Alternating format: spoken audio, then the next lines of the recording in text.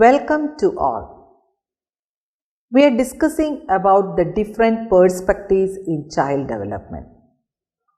We cannot rely upon one perspective. Hence, it is necessary to be aware about the different perspectives in child development. Now we are going to discuss about Sociocultural perspective in child development and its educational implication. In this video, we will discuss the main points such as Sociocultural theorist view of child development, concepts of psychological tools or cultural tools, mediator and zone of proximal development, Vygotsky and language. After completion of this video, you should be able to develop understanding about the view of sociocultural theories towards child development, to define concepts such as psychological tools, mediator and zone of proximal development, to analyze the role of language in cognitive development. Let us first discuss about Sociocultural perspective. Sociocultural perspective in child development was developed by Lev S. Vygotsky. It describes learning as a social process and the origination of human intelligence in society or culture. When we look at this theory, we can state that Vygotsky emphasizes the role of community in the development of a child. So, the child alone or his intelligence or her intelligence alone is not essential for the developmental process, but the society plays a major role. So, the child's thinking process is always influenced by the society where he or she lives. When we look at Piaget's theory, he emphasized intelligence in the cognitive development of the child.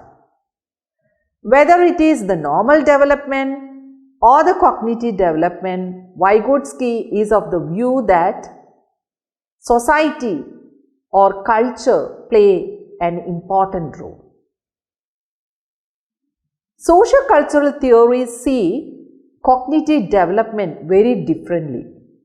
They always state that it is inseparable from culture.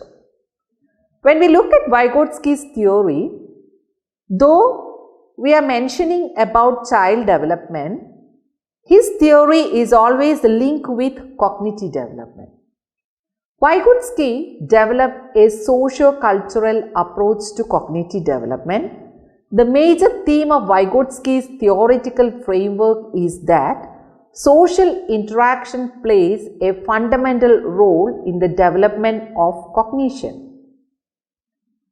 This theory places the individual at the center of socio-cultural activities and regards interaction with others and cultural tools as essential to the development of cognition.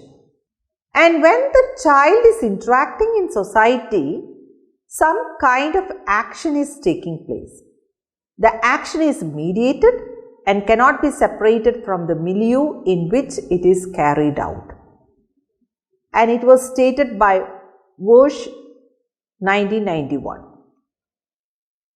Mediation here means it is a main concept of the sociocultural theory, and where the mediation is happening in the mind. The mind is mediated. This means that the individual does not establish a direct relationship with the world, but that this relationship is mediated through the use of tools. There are two types of mediator. One, human mediator. Number two, symbolic mediator. The role of human mediator is defined in Vygotsky's theory through the notion that Each psychological function appears twice in development, once in the form of actual interaction between people and the second time as an inner internalized form of this function. Coming to the symbolic mediator, the symbolic mediation refers to the external process via symbolic signs or tools in social context through which learner can control mental process after internalization. And here we can see that Vygotsky emphasizes the role of culture in cognitive development, as well as we can see in each culture the tools may be different. So the cultural tools means physical or psychological tools that facilitate learning. For example, books, language, etc. This theory is based on the concept that human activities take place in cultural context, are mediated by language and other symbol systems, and can be best understood when investigated in their historical development. This theory takes into account the broader context in which individuals live and develop and link these to the development of mind or cognition. Vygotsky's concept of environment extended beyond the physical context, and it also includes social and affective activity, products of cultural development such as speech and other symbol systems and social systems and formations. Vygotsky defined the environment not just as the external circumstances of a child's life, but as a context that included tools and cultural objects as well as people. He felt that the human environment is a social environment, that the child is a part of a living environment, and that the environment is never external to the child. The social environment is transferred to a significant degree to within the child himself. So always we can see that though the child is living in an environment, as the society exerts greater pressure upon the development of the child. Let us see the characteristics of development and learning in the perspective of sociocultural theory. First one, we can see the interdependence of individual, interpersonal and community processes. Learning can be regarded as the changing participation in activities that lead to individual change. Knowledge is not static but arises as a consequence of cognitive transformation resulting from interaction. Next point, the distinction between competence and performance is not relevant in sociocultural theory. Sociocultural approach recognizes regularities in the structure of human activities.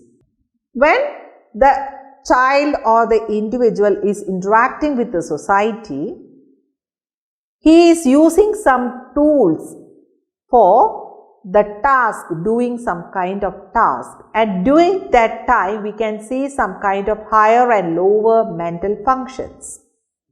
The lower or elementary mental functions are genetically inherited natural mental abilities. We may call it like that, the natural mental abilities. With regard to the higher mental functions, they develop through social interaction, being socially or culturally mediated. Hence, Vygotsky always stated that higher mental functions happen through the interaction of the child with society. And in this interaction, the child uses various tools, and more than that, the language occupies an important place. And when we think of these higher mental abilities, there again he stated about the psychological abilities. There we can see the two types of psychological abilities, intramental versus intermental. Every function in the child's cultural development appears twice, first on the social level and secondly at the individual level. At the social level, we can see that it occurs between individuals, that is interpsychological, and then inside the child, that is intrapsychological.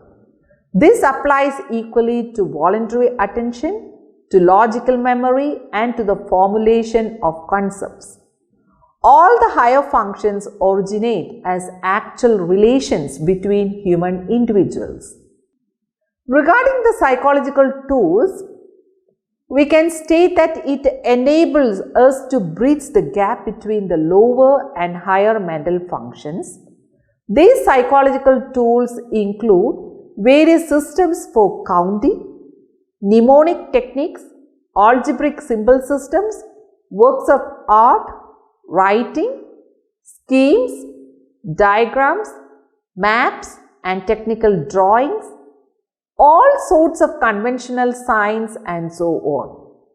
Of the psychological tools that mediate our thoughts, feelings and behaviors, language is the most important. Hence, Vygotsky stated that language occupies an important place in the cognitive development of a child. When we look at Vygotsky and language, we can see that cognitive development results from an internalization of language. And regarding the language, Vygotsky divided it into three aspects. Number one, social speech, private speech and inner speech. When we look at the social speech, we can see that at the birth, there is no type of the social speech. So, it is internalizing by the age of 3 years and it is communicated with others. Then comes the private speech that also occurs between that 3 and 5 years like that, and there the child starts to speak to himself or herself. So, we can state that it is directed to self. Then comes the inner speech. And the inner speech, it is at the stage of 7 years or after the 7 years we can see the inner speech.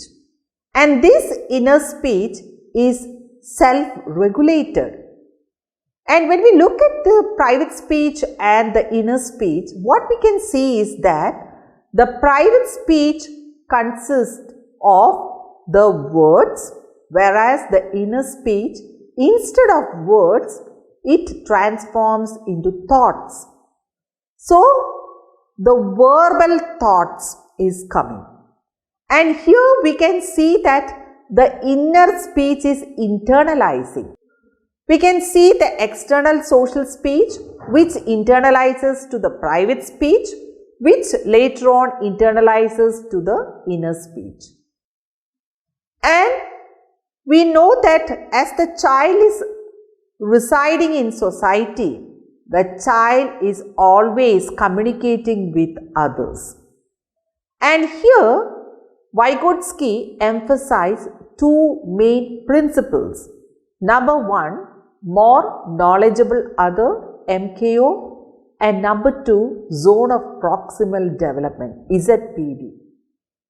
So, what is this sociocultural theory emphasize is that the child is always mediated by the social process where the child uses the cultural tools or the psychological tools in order to communicate with others, and where the abilities of the child will develop in communication with the more knowledgeable others, and with the support of them, the child is able to develop his mental capacities or his or her abilities.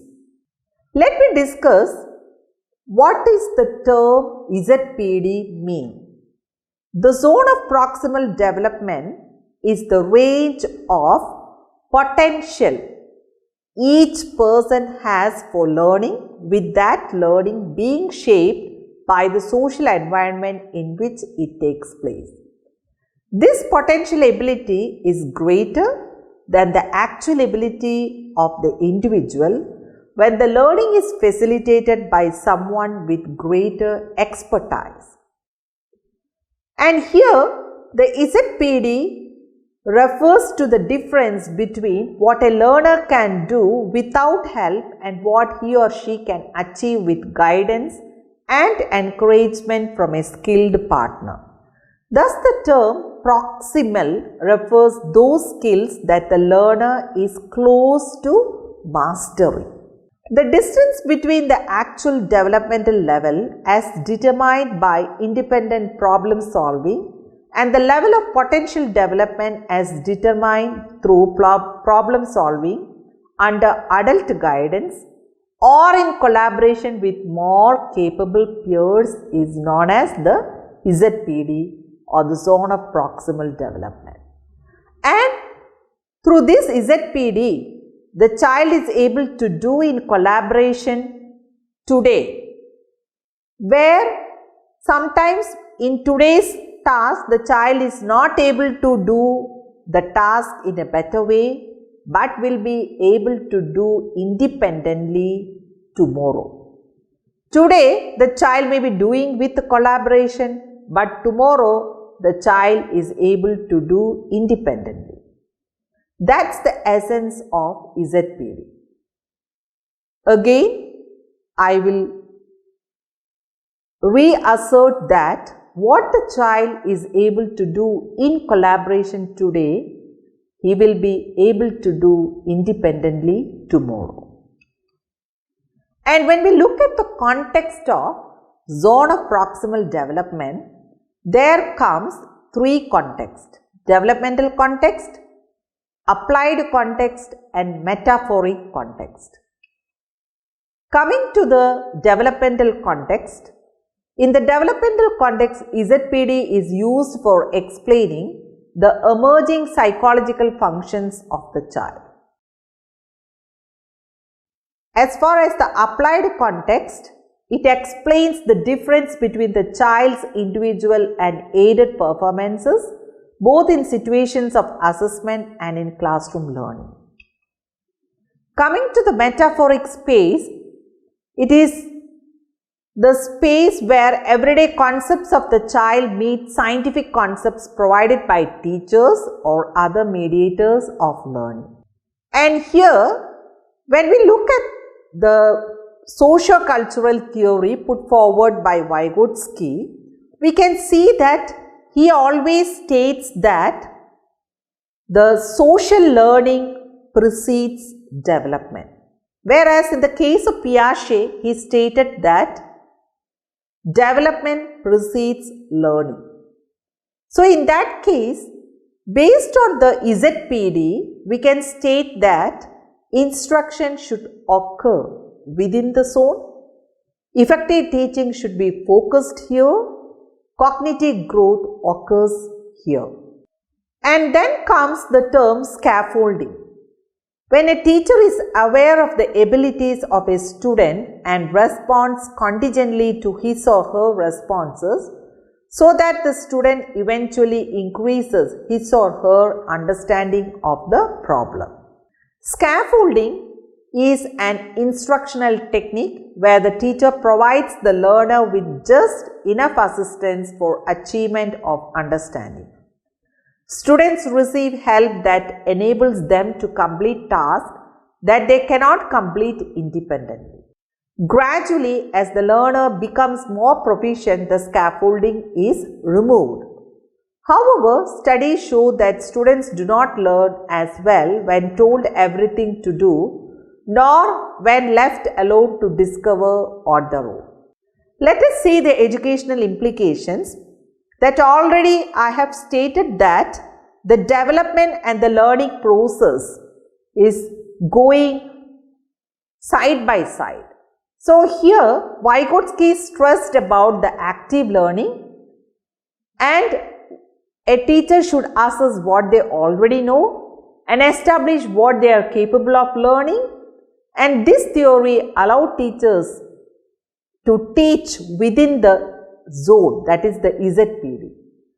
It also allows to provide sufficient scaffolding for fostering growth and development. And here comes the importance of guided participation in classroom, where teachers structure learning activities, provide helpful hints or instruction, carefully tailored to child's abilities, monitor learners' progress, and gradually turning over more mental activity to the students. And in the classroom, it is necessary to provide cooperative learning environment. The teacher can design exercises where students are encouraged to help each other. Less competent students will benefit from this cooperative learning from the more competent peers. And teaching somebody something is the best way to solidify one's own knowledge. Problem-solving skills advance when working together more than working alone. And here we can see the references: Vygotsky, Ellis, Mind in Society, Rush JV's Voices of the Mind, a Sociocultural Approach to Mediated Action, and National Research Council, How People Learn, Brain, Mind, Experience and School. So, these references are very good for you to follow. And in this video, we have discussed the sociocultural theory's view of child development, concepts of psychological tools or cultural tools, mediator and zone of proximal development, and Vygotsky and language.